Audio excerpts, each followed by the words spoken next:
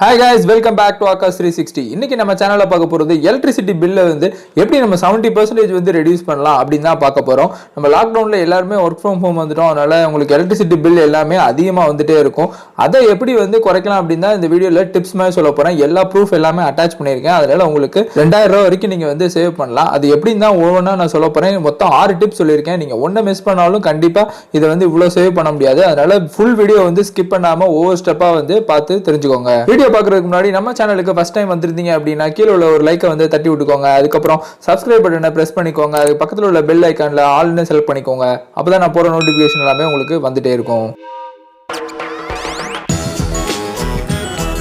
பில்லை குறைக்கிறதுக்கு நம்ம என்ன பண்ணணும்னு தெரியறதை விட என்ன பண்ணக்கூடாதுதாங்க மெயினாக தெரியணும். இப்போ நம்ம பேச்சுலராக இருக்கோம்னா கண்டிப்பாக வந்து அவ்வளோ கரண்ட் நம்ம யூஸ் பண்ண மாட்டோம். அதனால 100 யூனிட்டுக்கு மேலே கண்டிப்பாக நீங்கள் யூஸ் பண்ணவே பண்ணாதீங்க. பண்ணீங்க அப்படின்னா ஒரு யூனிட்டுக்கு வந்து ₹1.50 வந்து சார்ஜ் பண்ணுறாங்க.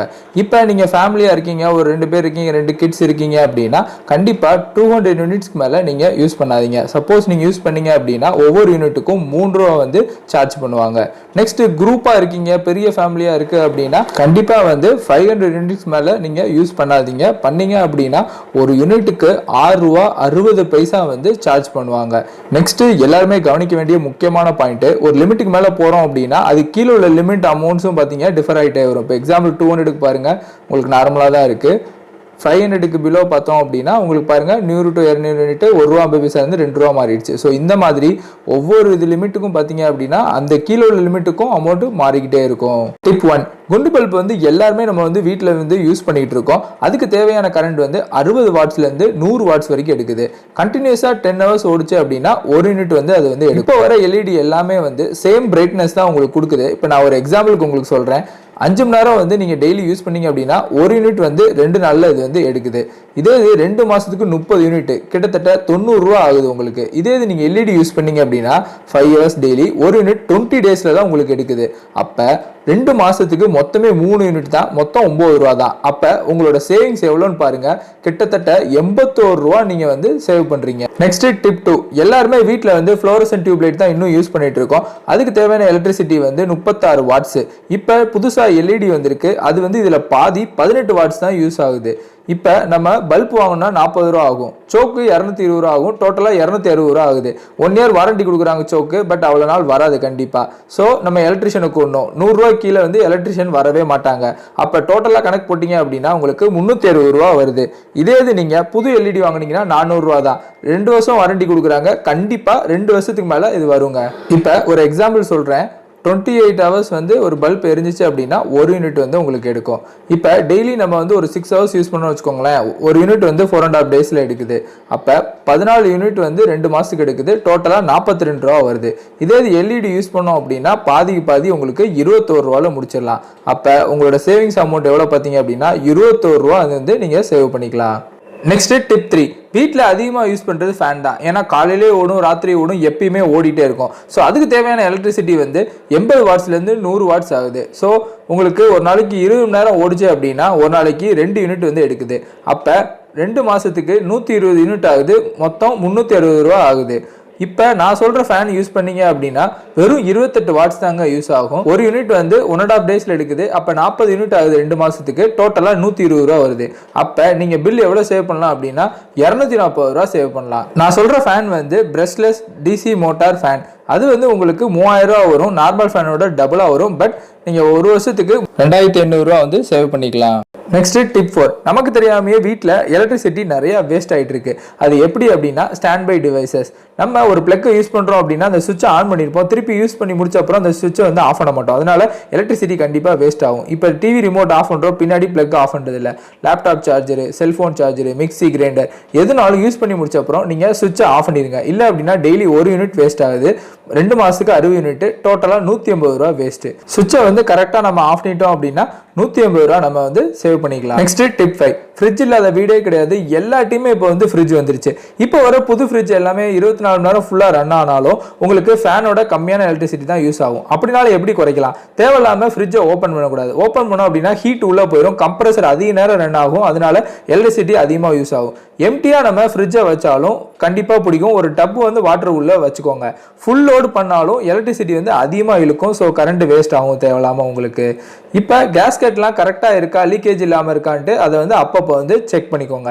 ஓல்டு ஃப்ரிட்ஜ் வச்சுருந்தீங்கன்னா கண்டிப்பாக புது ஃப்ரிட்ஜ் வாங்கிக்கோங்க. ஏன் அப்படின்னா 4 மடங்கு எலக்ட்ரிசிட்டி வந்து ஓல்டு ஃப்ரிட்ஜ் வந்து எடுக்கும் கண்டிப்பாக. இப்போ வர ஃப்ரிட்ஜ் வந்து 5 ஸ்டார் வாங்கிக்கோங்க. ஏன்னா உங்களுக்கு 4 மடங்கு எஃபிஷியன்சி வந்து அது வந்து உங்களுக்கு கொடுக்கும்.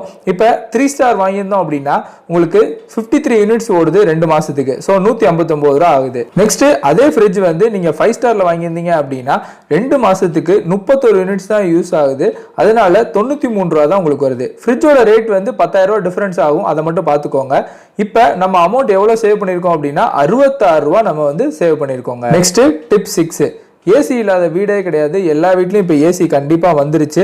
அதுவும் இந்த சம்மரில் வந்து ஏசி இல்லாமல் கண்டிப்பாக எல்லாராலையும் இருக்க முடியல. அதாவது ஏப்ரல் மே ஜூன்லாம் பார்த்தீங்க அப்படின்னா எலக்ட்ரிசிட்டி பில் வந்து கண்டிப்பாக அதிகமாக வரும் நம்ம வீட்டில். காலையில் நேரத்தில் நீங்கள் என்ன பண்ணுங்கள், விண்டோஸ் வந்து ஓப்பன் பண்ணி ஏர் ஃப்ளோக்காக விட்டுக்கோங்க. ஃப்ரிட்ஜ் போல தாங்க ஏசியும் சேம் ப்ராசஸ் தான். இங்கேயும் வந்து கம்ப்ரெசர் இருக்குது. நம்ம ஸ்பிளிட் ஏசியில் 2 யூனிட், ஒன்று இண்டோர் இன்னொன்று அவுட்டோர். அவுட்டோர் தான் கம்ப்ரெசர் அதிகமாக ரன் ஆச்சு அப்படின்னா நீங்கள் டெம்பரேச்சர் வந்து கண்டிப்பாக கீழே குறைச்சிருக்கீங்க அர்த்தம். அதனால எலக்ட்ரிசிட்டி பில் வந்து கண்டிப்பாக அதிகமாக வரும் உங்களுக்கு.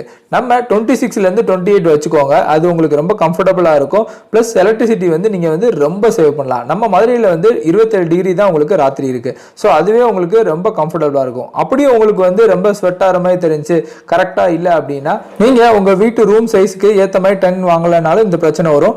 டோர்ஸ் விண்டோஸ்லாம் கரெக்டாக லாக் ஆயிருக்கான்னு பார்த்துக்கோங்க.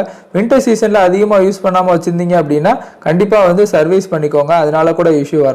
நம்ம பெட்டை வந்து கண்டிப்பாக வந்து ஏசிக்கு நேராக கண்டிப்பாக போடணும். இல்லை அப்படின்னா உங்களுக்கு வந்து அந்த சில்னஸ் வந்து உங்களுக்கு கண்டிப்பாக அந்த ஃபீல் தெரியாது. அதனால கூட இருக்கலாம். ஸோ உங்கள் பாடி மேலே கரெக்டாக படுற மாதிரி ஏசி வந்து வச்சுக்கோங்க. நைட் வந்து ஆன் ஆஃப் மட்டும் கண்டிப்பாக பண்ணவே பண்ணாதீங்க. கண்டிப்பாக எலக்ட்ரிசிட்டி அது மூலமாக ரொம்ப அதிகமாக எடுக்கும். நார்மலோட உங்களுக்கு டபுள் மடங்கு வர கூட சான்ஸ் இருக்குது. ஃபில்டர் வந்து கண்டிப்பாக 1 மாதத்துக்கு ஒரு வாட்டை கண்டிப்பாக க்ளீன் பண்ணிகிட்டே இருக்கணுங்க. அதனாலையும் டஸ்ட் அடிச்சுன்னா உங்களுக்கு அதிகமாக யூஸ் ஆகும். நம்ம ஓப்பன் ஏரியா எல்லாத்தையும் மறக்காமல் ஃபுல்லாக வந்து டோர்ஸ் எல்லாமே க்ளோஸ் பண்ணிக்கோங்க. இப்போ உங்களுக்கு நான் ஒரு எக்ஸாம்பிள் சொல்கிறேன். டெய்லி 8 ஹவர்ஸ் வந்து நீங்கள் வந்து ஏசி யூஸ் பண்ணுறீங்கன்னு வச்சுக்கலாம்.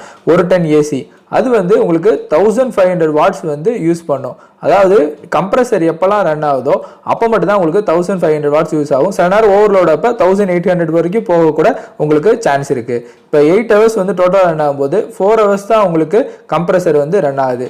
நெக்ஸ்ட் ரிமைனிங் 4 ஹவர்ஸ் பார்த்தீங்க அப்படின்னா ஜஸ்ட் ஃபேன் மட்டும்தான் உங்களுக்கு ரன் ஆகும். ஸோ 100 வாட்ஸ் தான் உங்களுக்கு அப்போ வந்து எடுக்குது.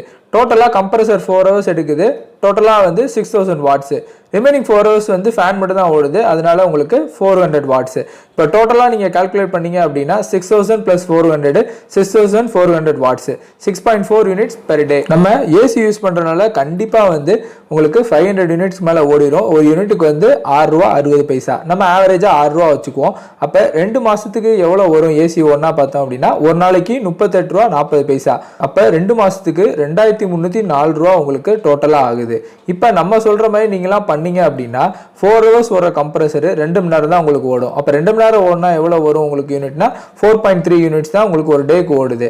அப்போ அதை 6ஓட மல்டிபிள் பண்ணும்போது உங்களுக்கு 25 ரூபா 80 பைசா தான் ஒரு நாளைக்கு ஓடுது. அப்போ 2 மாதத்துக்கு 1548.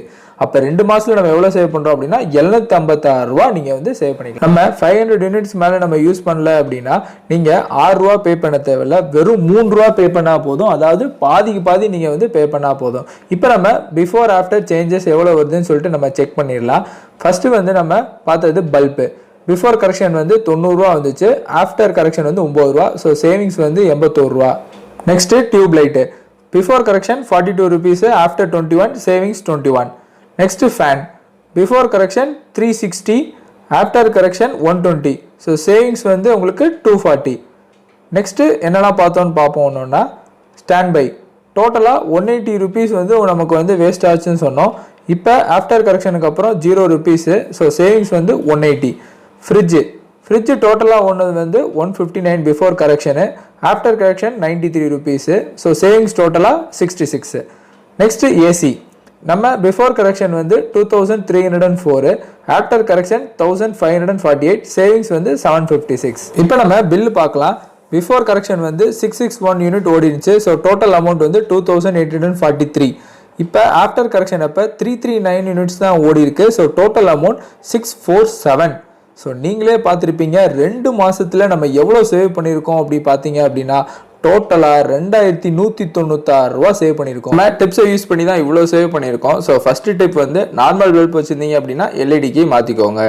செகண்ட் டிப்பு நார்மல் டியூப்லைட் வச்சுருந்தோம் அப்படின்னா எல்இடி டியூப்லைட் மாற்றிக்கணும். டிப் 3 நார்மல் ஃபேன் வச்சுருக்கவங்க வந்து இந்த மாதிரி BLDC மோட்டார் இருக்க ஃபேனை சேஞ்ச் பண்ணிக்கோங்க. நெக்ஸ்ட்டு தேவையில்லாமல் சுவிட்ச் ஆன் பண்ணியிருந்தீங்க அப்படின்னா அதை வந்து ஆஃப் பண்ணிக்கோங்க. நெக்ஸ்ட்டு ஃப்ரிட்ஜில் வந்து என்ன பண்ணணும் என்ன பண்ணக்கூடாதுன்னு சொல்லியிருக்கோம், அதை வந்து கரெக்டாக ஃபாலோ பண்ணிக்கோங்க. அதே தான் ஏசிக்கும். ஸோ எதை பண்ணலாம் எதை பண்ணக்கூடாது இதுதான் இதில் சொல்லியிருக்கோம். நான் சொன்ன டிப்ஸ் எல்லாமே யூஸ் பண்ணி எலக்ட்ரிசிட்டி பில்லை இன்னிலேருந்தே குறைக்க ஆரம்பிச்சிருங்க. எதுக்குங்க வேஸ்ட்டாக வந்து காசு பே பண்ணிக்கிட்டு வேறு எதுலையா கூட யூஸ்ஃபுல்லாக நம்ம யூஸ் பண்ணிக்கலாம். நெக்ஸ்ட் முக்கியமான விஷயம் வந்து ரீடிங் வந்து எப்படி எடுக்கிறது, யூனிட் எவ்வளோ வரும், அது வந்து எவ்வளோ அமௌண்ட் வரும், அதுக்கு பில் எவ்வளோ வரும்னு தெரியாது. அதுக்குன்னு ஒரு ஆப் இருக்குது, அதை நான் உங்களுக்கு சொல்கிறேன். அதுக்கு முன்னாடி இப்போ வந்து ஒரு 500 யூனிட் ஓடி இருக்குது அப்படின்னா அதுக்கு 1100 ரூபா வருது. இதே 510 ஓடி இருந்துச்சு அப்படின்னா 1890 ரூபா வாங்குவாங்க. அதாவது உங்களுக்கு 750 ரூபாய்க்கு மேல வந்து எக்ஸ்ட்ரா வரும். இதுக்காக தான் 500 யூனிட்டுக்கு மேல போச்சு அப்படின்னா நமக்கு வந்து கண்டிப்பா பெரிய ரிஸ்க், அமௌண்ட் ஹியூஜ் லெவல்ல உங்களுக்கு மாறும். இதை நம்ம ஈஸியா எப்படி கண்ட்ரோல் பண்ணலாம் அப்படின்னா நீங்க ரீடிங்ஸை வந்து நீங்களே வந்து வீட்டில் வந்து நோட் பண்ணலாம். ஒரு 15 டேஸ்க்கு பார்த்தீங்க அப்படின்னா நீங்க ஃபர்ஸ்ட் ரீடிங்கை நோட் பண்ணி வச்சுக்கோங்க. 15 டேஸ்க்கு அப்புறம் வந்து ரீடிங்கை செக் பண்ணிட்டு எவ்வளவு டிஃபரன்ஸ் இருக்கோ அதை வந்து நீங்க நோட் பண்ணி வச்சுக்கோங்க. இப்போ நான் ஒரு ஆப் வந்து சொல்றேன், அதுக்கான லிங்க் நான் கீழே கொடுக்குறேன், அதை டவுன்லோட் பண்ணிக்கோங்க.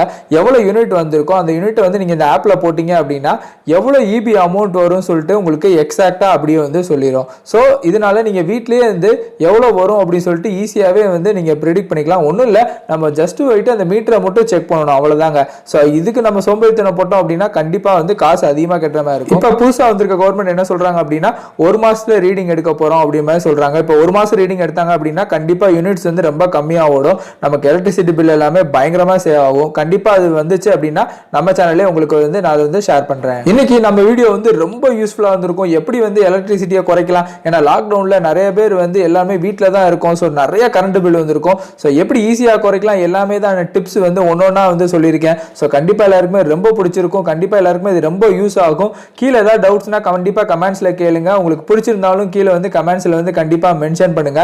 மறக்காம இது எல்லாருக்குமே ஷேர் பண்ணிக்கோங்க, ஏன்னா ரொம்ப யூஸ்ஃபுல்லா இருக்கும். ஏன்னா ஒவ்வொன்றும் ரொம்ப யூஸ்ஃபுல்லான டிப்ஸ்.